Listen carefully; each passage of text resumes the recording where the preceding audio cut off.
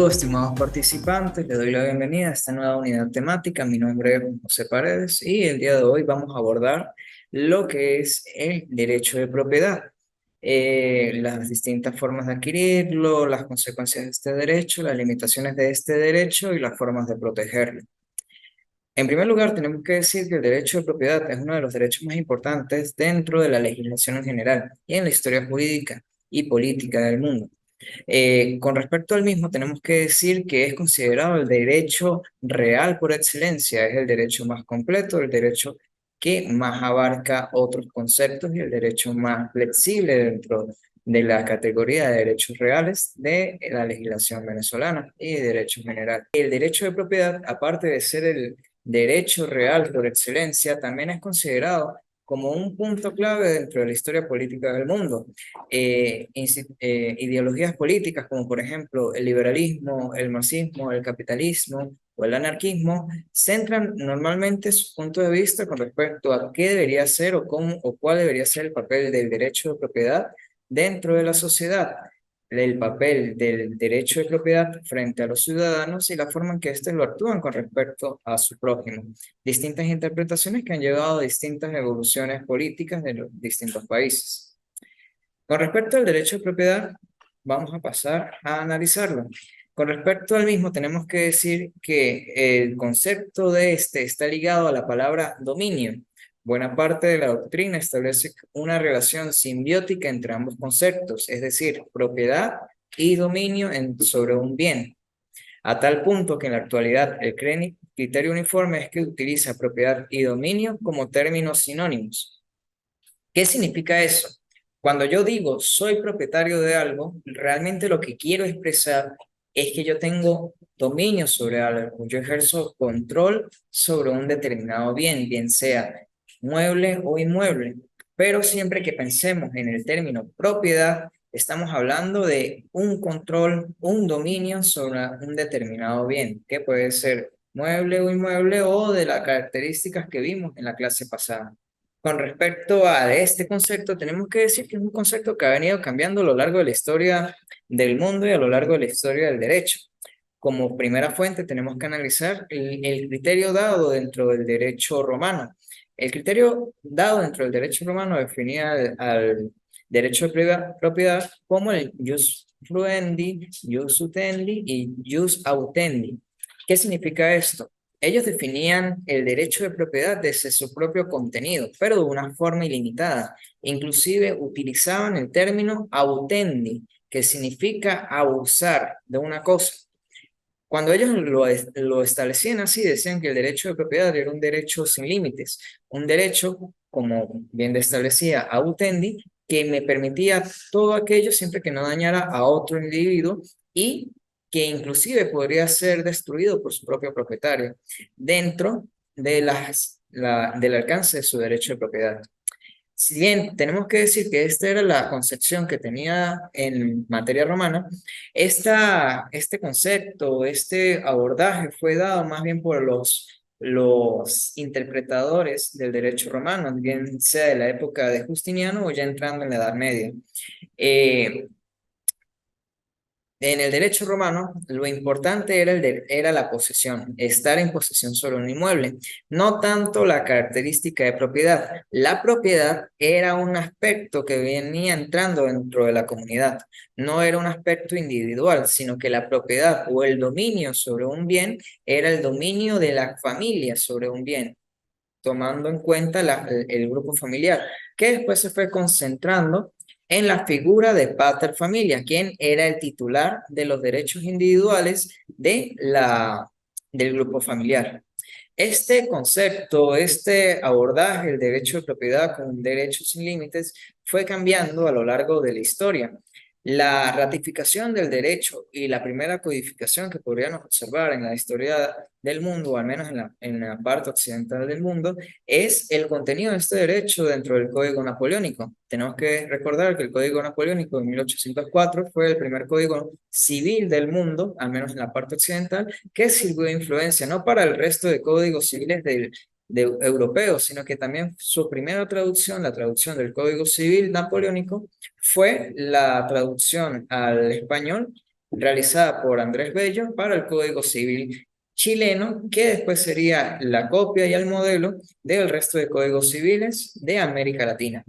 Dentro del Código Civil napoleónico se abordaban los aspectos generales del contenido del derecho de propiedad, es decir, el uso, el goce y la disposición sobre un inmueble, pero le agrega un punto importante. Le agrega que ese derecho va a estar limitado por la ley o por otros aspectos, principalmente por la ley, entendiéndose la ley como un marcaje o un parámetro de lo que es el orden público. Ese contenido, esa concepción que establecía el Código Civil Napoleónico, de no solo describirlo desde el punto de vista del contenido del derecho, sino que también le agrega las limitantes que podría tener el derecho de propiedad, ha sido la concepción que ha tenido Venezuela a lo largo de su tradición jurídica. Actualmente en el artículo 545 del Código Civil podemos ver el contenido del derecho de propiedad, una breve definición dada por el legislador venezolano, el cual establece que el derecho de propiedad es el uso, goce y disfrute de una cosa con todas las limitaciones y obligaciones que ello conlleva. Palabras más, palabras menos. Me habla del punto de vista del contenido del derecho, pero también me habla de aquellas limitaciones y obligaciones que conlleva ser propietario de una cosa. Este punto, a pesar de que me señala las obligaciones y las limitaciones que podría tener el derecho de propiedad, también fue abarcado mucho mejor o de una forma mucho más amplia desde el punto de vista de las limitaciones en la Constitución venezolana, en su artículo 115, si no me equivoco, no lo tengo ahorita muy preciso, el cual me declara o el cual me establece que el derecho de propiedad es el derecho de uso, goce y disfrute sobre una cosa, pero también me señala que ese uso, goce y disfrute sobre una cosa, esa cosa sobre la cual soy propietario, está sujeta a un número de limitantes. Estas limitantes pueden ser tasas, estas limitantes pueden ser la utilidad pública, que es un aspecto que vamos a analizar un poco más adelante. El artículo, no lo recuerdo ahorita muy bien, creo que es el 115 de la Constitución. Ujú. Con respecto, no sé si existe alguna duda con respecto hasta este momento de lo que hemos hablado. Hemos hablado más que todo lo que es la... ¿Ya? Ah, listo. Estamos hablando más que todo de lo que es la evolución del derecho. Estamos diciendo que el derecho en Roma era más que todo, me importaba más lo que era la posesión, estar en posesión del inmueble. Cuando hablamos de propiedad, estamos hablando de una situación, de un cúmulo de derechos de la familia, ¿no? Pero no era como que toda la familia, la mujer, los hijos podrían hacer uso de ese derecho o eran propietarios de ese derecho, sino que el derecho se concentraba en la figura del padre, quien era el titular del cúmulo de derechos de la familia. Esa evolución fue ratificada por los posglosadores en el derecho justiniano y la Edad Media, ¿no? Que ya le da ese carácter y ese mayor abordaje a lo que es el derecho de propiedad, pero que no fue ratificado como tal sino hasta 1804 en el Código Napoleónico, que el cual la traducción de ese código fue la traducción del Código Civil chileno, que a su vez fue el calco de todos los códigos civiles de América Latina. Posteriormente, los códigos han cambiado, se han ido reformando, ha habido muchísimos códigos, al menos en Venezuela, pero en esencia algunas instituciones siguen iguales que la influencia napoleónica. En Venezuela, el Código Civil me establece el contenido del derecho, como el uso, el goce y el disfrute, pero también me señala que ese uso, goce y disfrute tiene limitantes. Las limitantes son la ley y las obligaciones que las partes pueden contraer. Por ejemplo, yo decía Santo Tomás de Aquino que el derecho de uno existía hasta el derecho del otro. No, mi derecho no puede imponerse sobre los demás, sino que tiene que existir en el mundo con respecto a los demás en una comunidad. Eso con respecto al derecho de propiedad. Ya igual está el material y pues pueden revisarlo en el libro de Aguilar Gorrondona o Manuel Simón Egaña con respecto a la generalidad del derecho de propiedad. Luego vamos a pasar a ver lo que son las características del derecho de propiedad. En primer lugar, tenemos que decir que el derecho de propiedad es un derecho exclusivo y excluyente. ¿Qué quiere decir esto? Exclusivo es que el propietario tiene la exclusividad sobre el bien, tiene un dominio exclusivo del bien, únicamente va a ser de él y él, también de él van a ser los frutos que el bien puede generar. Un poco más adelante en esta materia, en este punto, vamos a hablar de lo que son los frutos. Por ejemplo, una finca puede generar frutos, frutos naturales. Puede generar ganado, puede generar leche, puede generar ya cosechas. Y sobre eso se puede explotar. Eso se puede vender y generar ganancias para el propietario. Eso le pertenece exclusivamente a él porque él es el propietario de la generalidad, ¿no? Y con respecto a que es excluyente, no, pues recuerda que cuando hablamos de propiedad estamos hablando de dominio. Yo ejerzo, cuando digo que soy propietario de algo, estoy diciendo que estoy ejerciendo mi dominio sobre un determinado bien, ¿no? Pero siempre lo abstracto sería decir que soy propietario y que tengo un derecho de propiedad. ¿Cómo yo lo traduzco? Que yo ejerzo mi dominio sobre algo. Yo, por ejemplo, tengo mi vehículo, yo soy el dueño del vehículo porque lo uso, me puedo trasladar, puedo venderlo si quiero, pero puedo ejercer ese dominio. Y como yo soy el propietario, tengo el uso exclusivo y esas facultades exclusivamente por ser propietario. Y esto es excluyente con respecto a los demás. ¿Cómo se traduce esto? Si yo soy el propietario de la laptop, yo puedo venderla, yo puedo usarla, pero una tercera persona que no es propietaria no puede venderla, no puede usarla a menos que yo dé su autorización. Necesita esa condición de propietario para poder tener ese carácter. Pero es la característica independientemente de mi grado de agilidad, porque si soy casada, Existen ciertas, no, existen ciertas limitantes dentro del Código Civil. Por ejemplo, si es casado, si es tutor, si es un curador, si es procurador, yo no puedo vender. Inclusive dentro de los apoderados, a pesar de que el Código Civil me señala una pequeña sección en la cual el mandatario puede venderse a sí mismo los bienes del mandante. La regla general es que el mandante, el apoderado, no puede venderse a sí mismo los bienes del mandante, ¿no? Pero sí son una serie de limitantes que me establece el Código Civil al momento de adquirir bienes. y importante, el código había ese caso en tribunal. Sí, y de hecho también, Fueron del país, no con el poder que hicimos que estaban en los sí, eso suele ser una causa muy importante. Bueno, esta problemática ha pasado siempre, pero ahorita con la ida del país de la gente, pues se ha agravado un poco más. Y suele ser un punto para solicitar la nulidad de la venta o la simulación de la venta, porque hay un vicio de consentimiento por la prohibición que establece la ley de traspasarse los bienes de su mandante. Pero sí existe una coletilla, y sí me lo permite la ley, que siempre que yo deje constancia de que ese poder, el mandatario, puede adquirir los bienes del mandante, es permitido, ¿no? Se puede, sí, pero él tiene que tener esa coletilla, ¿no? Yo después les voy a pasar por la plataforma el artículo que lo dice.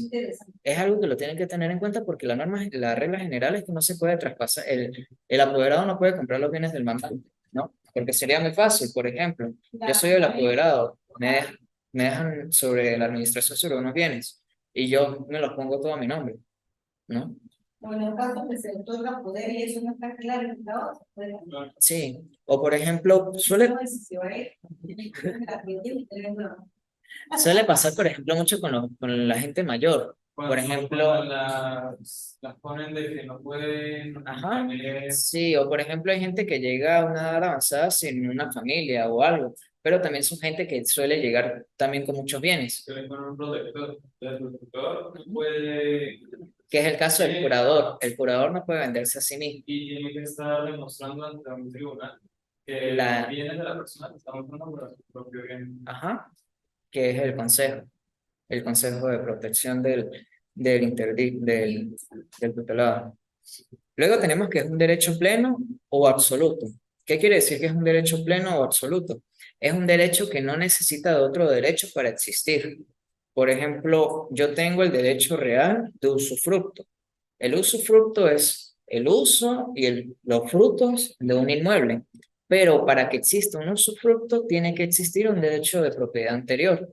Digamos que yo soy propietario de una casa o de una finca, ¿no? Y yo le cedo a una tercera persona, por ejemplo, mi hijo, le cedo el usufructo.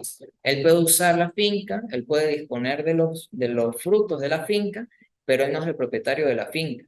Y para que exista ese usufructo, primero tiene que haber un propietario que lo otorgue, ¿no? Pero a diferencia de eso, no opera igual en el derecho de propiedad.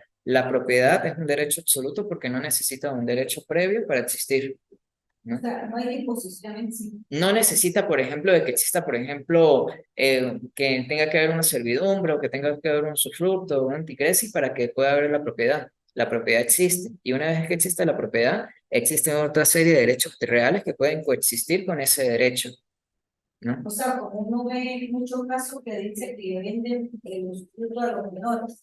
Pasa mucho, por Hasta que sean ejemplo, mayores de edad. ajá, pasa mucho, por ejemplo, están los padres quieren darle algo a los hijos, ¿no? Quieren darle la propiedad, pero ¿cuál es el problema? Los hijos pueden hacer su propia vida, pueden casarse y a veces los padres consideran que tal vez ese casarse puede influir en la toma de decisiones sobre ese bien. Ellos no quieren que ese bien sea mal utilizado. Entonces le dicen a los hijos, usted puede usarlo. Si usted después quiere arrendarlo, está en todo su derecho. Pero usted, yo me voy a reservar el usufructo, ¿no? Yo voy a reservarme la potestad de propiedad sobre ese inmueble. Y una vez que yo me muera, usted ya va a ser el pleno propietario y usted verá cómo lo administra, qué es lo que quiere hacer.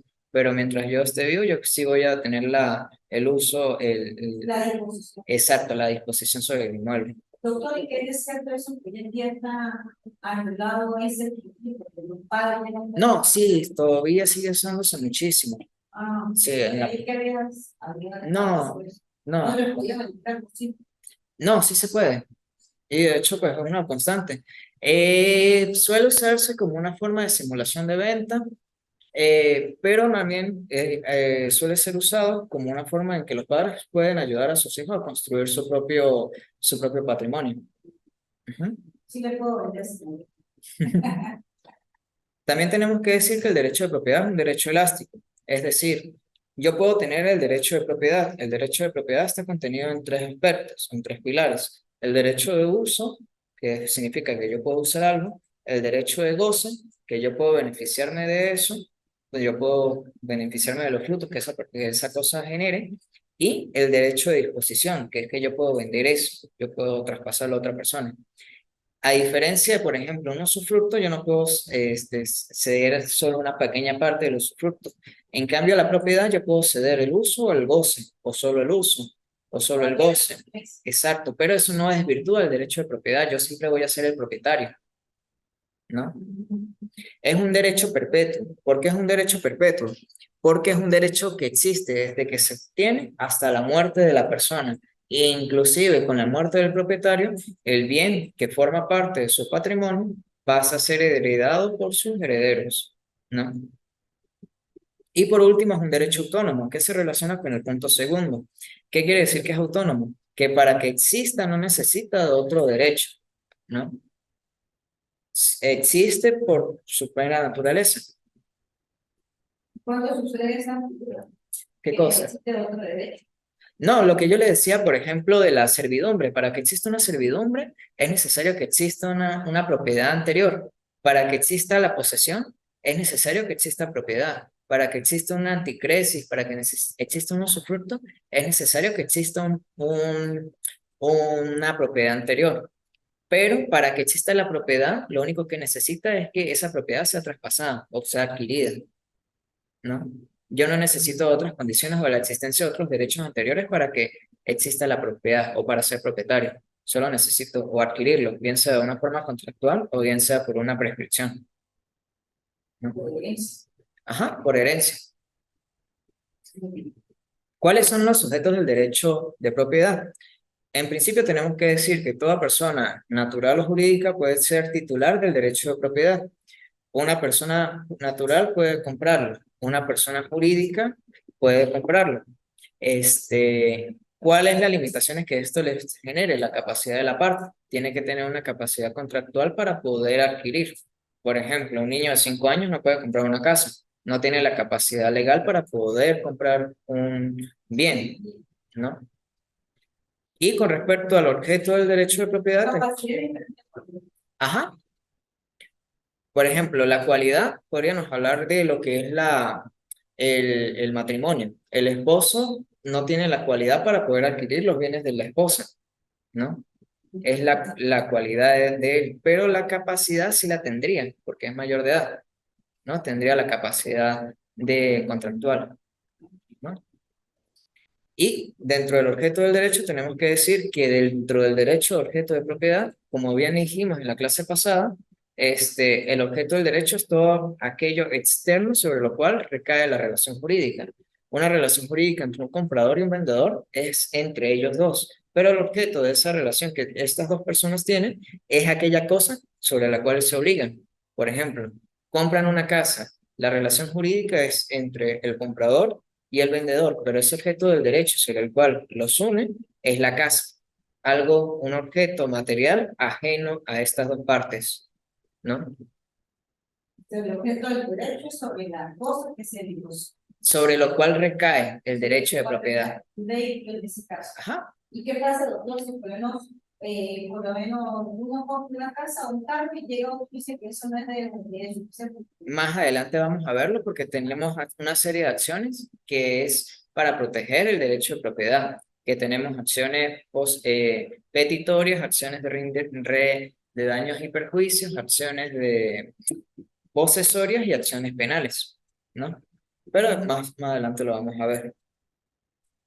Con respecto al contenido del derecho de propiedad, ya hemos hablado un poco de esto, que es la facultad de disponer. Es decir, yo puedo traspasar mi derecho, yo puedo ceder mi derecho, pero es una única condición y es un único derecho que posee el propietario. Únicamente el propietario tiene la facultad de disponer. Podemos más adelante, por ejemplo, en la siguiente clase vamos a ver derechos reales como lo es el usufructo, el hogar, el uso, derechos reales con referencia al uso de la cosa, pero ni el usufructuario, ni la persona que hace vida en el hogar, ni por ejemplo la persona que se beneficia de la servidumbre, pueden disponer del bien, únicamente el propietario. Y luego ya tenemos lo que es la facultad de uso y la facultad de goce. La facultad de uso es poder usar la cosa, establecer una posesión con respecto a ese bien que se está hablando. Y la facultad de goce es poder percibir y disponer de lo que son los frutos, ¿no? Bien sea frutos naturales o civiles, ¿no? Con respecto a los... Pero va a hablar de gozo cuando hay interés. Podemos necesitarse de dinero. Podría hablarse, pero ¿cuál sería como tal? Estamos hablando de lo que es los frutos que yo puedo percibir sobre mis bienes, ¿no? Por ejemplo, el caso típico de los frutos civiles sería la casa o un apartamento. Yo ese apartamento lo doy en un alquiler, ¿no? Y ese alquiler va generando un canon. Cuando estamos hablando de un interés, estamos hablando de una circunstancia eventual que puede existir o no existir, está supeditada a que se cumpla la obligación en el plazo apartado, ¿no? ¿Cómo yo lo genero? Por ejemplo, yo suscribo un contrato de arrendamiento, me tiene que dar un canon de arrendamiento, sí. Normalmente en materia arrendaticia no se suele establecer intereses, se suele establecer penalidades por respecto al incumplimiento de sus pagos, ¿no?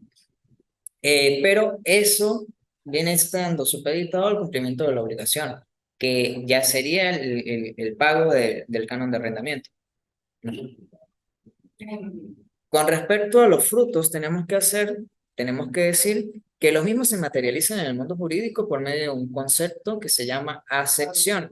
La acepción es el derecho en virtud del cual el propietario de una cosa hace suyo lo que una cosa produce y otra cosa que se le una o incorpore, bien sea natural o artificialmente, en calidad de accesorio y de modo inseparable. Esta definición es un poco enredada. Sí. Tenemos, sí, me habla de dos tipos. Acepción, A-C-C-E-S-I-O-N. Ajá, de accesorio, ¿no? ¿Qué quiere decir esto? Que el propietario es dueño de todos los accesorios que genere la cosa, o, por ejemplo, accesorios que se le unan a la cosa, ¿no? Ya lo vamos a explicar. Los accesorios que se le unan también. Puede ser ambas, ¿no? Porque tenemos la acepción propia o la acepción impropia. La acepción propiamente dicha es los frutos o los accesorios que produzca el bien. Dice aquí, se trata del derecho en virtud del cual el propietario hace suyo todo lo que la cosa produce. Si yo soy el propietario de una finca y esa finca genera tanta producción, entonces yo soy el propietario de esa producción. Si yo soy el propietario de un apartamento, yo lo doy en alquiler, yo soy el propietario también de los cánones de arrendamiento que eso genere. Pero yo, ¿por qué me beneficio de eso? ¿No? A pesar de que bienes que son diferentes al bien original, ¿no? Porque yo soy el propietario. Y en este, ajá, y lo accesorio sigue siempre a lo principal, ¿no? No podría haber esos accesorios si no hubiera la propiedad sobre el bien en conjunto. Yo no podría hablar de un canon de arrendamiento si yo no fuera el propietario del inmueble que voy a arrendar. Yo no podría hablar de que me voy a beneficiar de una siembra si yo no soy el propietario del fondo sobre el cual se siembra, ¿no? Es aquellas que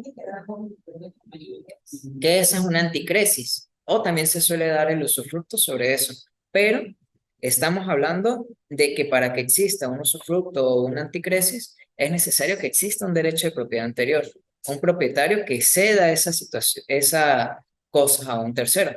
Por ejemplo, la misma usufructo. El usufructo viene de la unión de dos palabras, usus y fructus, usufructus, ¿no? En este caso, yo propietario le doy el usufructo de una finca a otra persona. Esa persona puede usarla y puede hacerse acreedora de los frutos, pero no puede disponer. Pasa mucho también, por ejemplo, en el campo, ¿no? Yo, por ejemplo, compro una finca, pero yo realmente no tengo el tiempo para poder administrarla. Le doy el usufructo a una tercera persona para que esa persona la explote, use y maneje los frutos que es ese bien inmueble. No, suele ser utilizado todavía. Sí. No, pero es que eso es un poco más complicado Sí, sí. claro. O sea, ese sería como la superficialidad. Ya que se materialice, sí se respeta el derecho de propiedad, ¿no? Inclusive, por ejemplo, existen fondos con vocación agrícola, ¿no? Pero esos fondos con vocación agrícola suele hacerse la diferencia si es el propietario o si son propiedad del INTI, ¿no? Entonces el INTI hace títulos de adjudicación, pero mal podría quitársele la tierra al propietario, ¿no? Existen ciertas circunstancias, ciertas variables que ya corresponden a la materia agraria, pero siempre es importante que tengan en cuenta que el derecho de propiedad es un derecho muy fuerte dentro de la categoría de los derechos reales, ¿no? Y las adjudicaciones que La adjudicación es del INTI, ¿no? Sobre los terrenos del INTI. pero luego la persona puede compartir derechos sobre eso. Ella es la poseedora por parte del INTI, ¿no? Ah, El propietario siempre va a ser el INTI y tiene la adjudicación de que usted va a explotar ese fondo en materia agrícola, ¿no? el INTI va a ser el dueño de eso. Sí. Y luego tenemos lo que es la sección discreta por producción o impropia, en virtud del cual el propietario hace suyo todo lo que se una o incorpore la cosa, natural o artificialmente, en calidad de accesorio e inseparable. ¿Qué quiere decir esto? Existen circunstancias en las cuales ustedes van a tener un inmueble y ese inmueble va a poder obtener nuevos bienes de una manera, bien sea natural o artificial. ¿Cómo se traduce esto? Yo tengo un fondo de terreno, ¿no? Un lote de terreno ubicado en algún lugar. Y sobre ese lote yo quiero construir mi casa o quiero construir un apartamento o un edificio, ¿no? Yo no solo soy propietario, yo en principio soy propietario del lote de terreno, pero como yo construyo, yo le estoy agregando algo aparte a ese bien sobre el cual yo soy propietario, ¿no? Entonces yo no soy solo propietario del terreno, sino que también soy propietario de lo que yo le agrego artificialmente, que sería o la casa o el edificio, o también puede ser agregado naturalmente. Existen una serie de supuestos dentro del Código Civil con respecto a la acepción impropia de manera natural. Por ejemplo, está el caso de la isla, está el caso del aluvión, ¿no? Supongamos de que existe una gran lluvia y la lluvia trae una serie de cosas a mi finca, a mi fondo, ¿no? Esas cosas me pertenecen porque terminan por aluvión o por una isla dentro de mi fondo, ¿no? Son situaciones que debido a factores... Sí, no, por ejemplo, no tanto así, no tanto así, sino que es como factores más con respecto a la naturaleza geográfica del bien, ¿no? Que exista una gran cantidad de lluvia y de repente pase una pequeña naciente por mi casa, ¿no? O por el fondo en el que yo vivo, ¿no? Y esa naciente se mantenga ahí en el tiempo. O por ejemplo pasa mucho con los caños, que los caños se secan, los caños suelen nacer y suelen también ampliarse. Sí, ¿no? Entonces, las propietarios de esa tierra también tienen posición sobre esa. La propiedad. Ajá. Porque es algo que, por ejemplo, yo tengo mi tierra, ¿no? Mi tierra está ubicada en tal lugar y empieza a nacer un caño, ¿no? Pequeño caño. Eso es algo que no existía cuando yo compré, pero existe ahora. ¿Y por qué existe? Existe de una forma natural, ¿no? Yo no lo construí, yo no lo mandé a hacer, existe de una forma natural, ¿no? Esta serie de supuestos. Esto con respecto a la acepción. La acepción es lo accesorio. Yo soy propietario no solo del bien, sino de los accesorios del bien. Y esos accesorios pueden ser de naturaleza civil o natural, civiles los alquileres, naturales los frutos que genere el inmueble, y puede también existir una accesión impropia, que es aquello que se le adhiere al inmueble, bien sea de manera artificial o natural, pero que se le adhiere de una forma posterior al inmueble. Ajá. En la diapositiva existe un problema, un error de transcripción. Pero el primer punto es la acepción propia y el punto número 2 es acepción impropia. Luego tenemos lo que son las limitaciones del derecho de propiedad. Las limitaciones del derecho de propiedad definen el contenido del dominio en su aspecto negativo. ¿Qué quiere decir esto? Y es más o menos lo que yo les contaba al inicio de la clase. Existe la propiedad. La propiedad normalmente es definida desde su contenido, el derecho de usar, de gozar y de disponer sobre una cosa. Pero la legislación francesa, el Código Napoleónico y la influencia que este tuvo en los distintos países, no me habla solo del contenido del derecho, sino que también me habla de que ese derecho está limitado por la ley o está limitado por las obligaciones que el mismo derecho genere, ¿no? Y un poco más ampliado dentro de la Constitución venezolana me habla de lo que es el concepto de utilidad pública, ¿no? Cuando hablamos de limitaciones del derecho de propiedad, tenemos que decir de que al menos existen dos tipos de limitaciones, lo que es la limitación de utilidad pública y la limitación de utilidad privada. Supongamos, con respecto a la utilidad pública, que existe un lote de terreno. Lo que pasó aquí cuando vieron a aplicar, Eh, se les pagó lo que los beneficiarios tenían aquí, todo eso para que construyeran la ajá, que serían los casos de las expropiaciones, ¿no? utilidad pública. El O sea, yo caso... soy el dueño, pero no me necesitaban, Exacto, exacto. En el caso de la expropiación yo puedo tener la propiedad, pero el Estado considera que que esa propiedad debe ser utilizada para un bien superior, en este caso la construcción o una avenida o los fines del Estado. Tenemos que decir de que si bien la mayoría de los derechos tienen un carácter social, la evolución del derecho de propiedad inició como un aspecto muy individual del propietario y con el paso del tiempo fue evolucionando con su carácter mucho más social. No solo hablo de que yo soy propietario, sino que cuál es la función de esa propiedad dentro de la sociedad, ¿no? Ya no me sirve, por ejemplo, según respecto a la evolución del derecho de propiedad y el carácter social de esta, que yo sea propietario, sino que también con esa propiedad tengo que aportar a la sociedad. Y si el Estado considera que ese bien puede ser usado con respecto a la utilidad pública para satisfacer las necesidades de la colectividad, puede establecerse un procedimiento de expropiación o la declaratoria de utilidad pública sobre la totalidad del bien o la parcialidad del bien, ¿no? Es un poco peligroso también hablar de esto, porque estamos hablando de que está una persona que es propietaria, y si el Estado lo considera, puede declarar un bien como utilidad pública. Y, ¿Cómo fue el caso? por ejemplo, los casos de las expropiaciones de este año, que hemos venido viviendo en materia agrícola, ¿no? La gente era propietaria y se decretaba la, la, sí, exacto. Entonces, sí se fue decretada la utilidad pública sobre una serie de bienes que eran propiedad de personas privadas. Exactamente, exactamente. ¿qué sería de él? Porque yo supe un caso en Colombia que era una persona de de una hacienda del gobierno del Instituto que era así. Y luego después de 80 años, no se lo cumplió y la persona le fue restituido la propiedad. Pues la verdad es un caso que al menos aquí no ha sido del todo estudiado. Normalmente las expropiaciones, a pesar de que era un concepto bastante nuevo, es un concepto que ha existido, pero que tuvo su auge en los últimos años.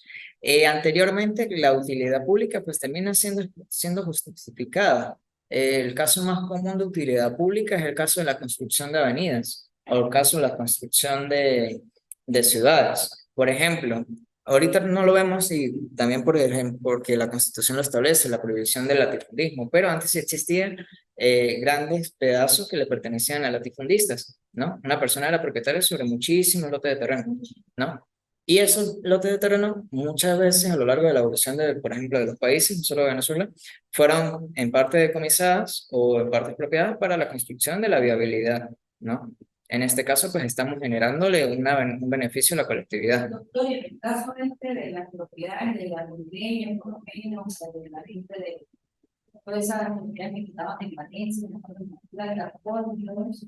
Pues la verdad le pertenecen al Estado y una vez le pertenezcan, o sea, después de ese proceso Yo no creo de que expropiación, las Libias, claro, la gente la después de esa expropiación le pertenece al Estado y él decidirá. Normalmente lo que ha venido pasando aquí también en otros estados en carácter más socialista es que cuando ellos se dan cuenta de que no poseen como la capacidad de operar ese determinado bien, lo rematan, lo dan en subasta, ¿no? O pasan del dominio público al dominio privado por una serie de mecanismos. eso Eh, no la ¿Qué? eso no la Eso se permite. Recuerda que en el primer punto estábamos hablando de lo que son los bienes de dominio público y los bienes de dominio privado de la nación, ¿no? pero cuando son de la nación, pero tienen de gente privada y se lo expropian. Porque se estableció la utilidad pública sobre el inmueble, que es una de las limitantes del derecho de propiedad. Me parece también, pues, que quitaron a Sí, es complicado. Y pues es un aspecto un poco más político que jurídico, y un poco más jurídico que de utilidad pública, un poco más político que de utilidad pública. Pero es la realidad que nosotros hemos venido teniendo a lo largo de los años y que de hecho pues ya ha estado observando de que, por ejemplo, muchos de estos bienes han pasado ya del dominio privado de la nación a lo que es el sector privado como tal, ¿no? Pasa mucho, por ejemplo, también con los decomisos. Los decomisos, el Estado genera su administración sobre un determinado bien y después lo rematan a la parte privada del derecho, ¿no? Esto comparte con lo que es la limitación del derecho de propiedad desde la utilidad pública y la utilidad, ¿no? privada. Y la utilidad privada, estamos hablando de las relaciones de vecindad, que yo no puedo ejercer mi derecho de propiedad en detrimento de mi vecino, ¿no? Por ejemplo, yo puedo ejercer siempre mi derecho de propiedad, pero no puedo dañar a una tercera persona con ese derecho de propiedad. Tengo que respetar los límites que ese derecho acarrea, ¿no?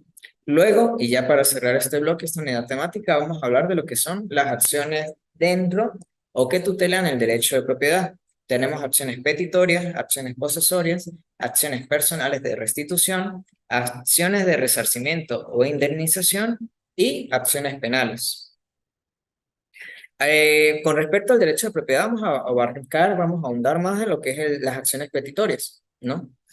Las acciones petitorias son aquellas en las cuales se hace una solicitud ante un tribunal con el fin de que se reconozca o se salvaguarde la propiedad del derecho. Son la parte más importante con relación al derecho de propiedad, porque con la misma me estoy refiriendo o estoy pidiendo que se salvaguarde la propiedad del inmueble. Con respecto a las acciones posesorias, las acciones personales de restitución, las acciones de indemnización y las acciones penales, estamos buscando, si bien se protege el derecho de propiedad, tiene como una connotación diferente. Por ejemplo, las acciones posesorias, que es los interdictos, la materia interdictal que vamos a ver en la última unidad temática, me busca proteger es la posesión del inmueble. El propietario también tiene el derecho de ser poseedor, pero cuando hablamos de una acción posesoria, de un interdicto, estamos hablando únicamente de la posesión del inmueble. Luego hablamos de las acciones de restitución, que es los casos de las garantías. Un bien es otorgado en garantía, la garantía se cumple y esa persona exige la restitución de ese inmueble. ¿no? A título personal contra su acreedor. Y solo parte de Ajá, más o menos. Pero sería únicamente ese caso. Pero necesitamos una circunstancia, la existencia de un crédito, o sea, supongamos que yo le presto una casa a Samuel para que viva él, que también ese puede ser, eso pero él no me la quiere entregar. O sea, no le cobro una combinación, se la dejé porque me fui y él la usó. pasa mucho, por ejemplo, Paso para esta institución para el derecho que la acción personal de restitución que me señala, por ejemplo, cuando ustedes analicen la doctrina, van a ver que uno de los casos típicos de este tipo de acciones es la acción del comodatario, ¿no? Del propietario contra su comodatario. Entrega el inmueble al comodatario y después le pide la restitución del mismo a título personal, ¿no? Es una acción muy concreta, pero necesita la existencia de un crédito para poder alegarla, una circunstancia especial. ese La es acción, la restitución. acciones personales de restitución. Necesito un crédito. Ajá, la existencia de un crédito. ¿Cómo funcionan los créditos? Necesito del concepto de crédito en general, por ejemplo, la hipoteca, ¿no? El bien el bien es ejecutado, pasa entrar en una posición y de repente se pide la restitución del inmueble, ¿no? Y luego tenemos las acciones de resarcimiento o indemnización. Por ejemplo, digamos que una tercera persona está ocupando un inmueble, ¿no? Digamos que yo suscribo un contrato de acción a compraventa por una casa. Yo soy el propietario y recibo una suma de dinero y le entrego la posesión a una persona del inmueble. Y establecemos que, por ejemplo, paga la mitad y paga la otra mitad el día de la firma del documento, en el registro, el momento de la protocolización del documento. En el medio de esa negociación, la persona genera daños en el inmueble, ¿no? Y supongamos que la negociación no sigue, ¿no? ¿Qué pasa con esos daños? Yo necesito un resarcimiento. Sí. El negocio es la opción a compraventa y la materialización del negocio sería el contrato de compraventa en el registro.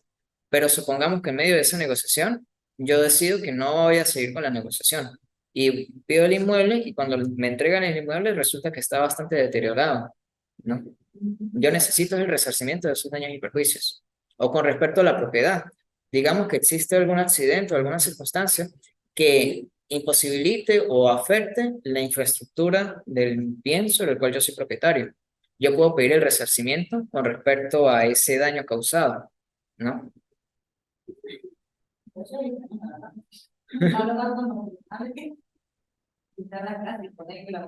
No, porque no estamos hablando, por ejemplo, de una pintura, por ejemplo, estamos hablando de daños estructurales, ¿no?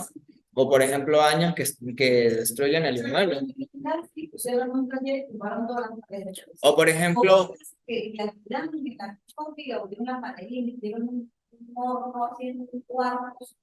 pero si la compraron, ¿no?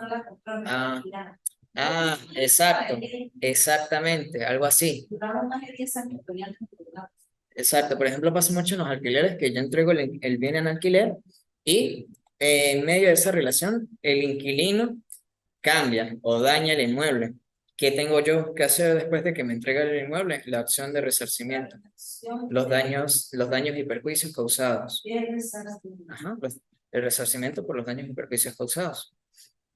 O por ejemplo, sí, sí, porque, o sea, no estamos hablando, por ejemplo, de una pintura o algo, sino que en serio hay momentos en los cuales son sumas considerables, ¿no? Que hay gente que gasta 10, 20 mil dólares en arreglar su mueble o que necesita pagar eso. Entonces, pues sí necesita ese tipo de garantías o ese tipo de acciones. Y me queda eso de utilidad, yo hice un contrato con usted y eso queda en el inmueble. ¿Cómo sé? O sea, yo hago un contrato con usted y digo que voy a acomodar esto para un salón de estética, pero yo decido ya no ser más inquilina porque me voy del país y yo le entrego eso. Que por lo menos, Claro, los cambios que se hicieron sirven como parte del país. No, sí. Claro. Normalmente y entonces me quiero ir con platicar, quiero que salga el dueño todo lo que dice, siento que puedo encontrar con el pues depende, realmente cómo se establece el tema de las mejoras en materia inmobiliaria. Se tiene que hacer una autorización expresa para que el inquilino, la persona que hace vida dentro del inmueble, construyan, ¿no? Y ese término se acuerda si esas construcciones va a ser a nombre de él o a nombre ajá, del propietario. Normalmente lo que termina haciéndose es que las mejoras suelen terminar siendo a nombre del propietario, porque tenemos que entender que existe una diferencia entre mejora y bienhechuría, ¿no? Y con respecto a Es mejores. la mejora es aquello que se termina generando de forma temporal. Una bienhechuría es algo que se construye para que se mantenga en el tiempo.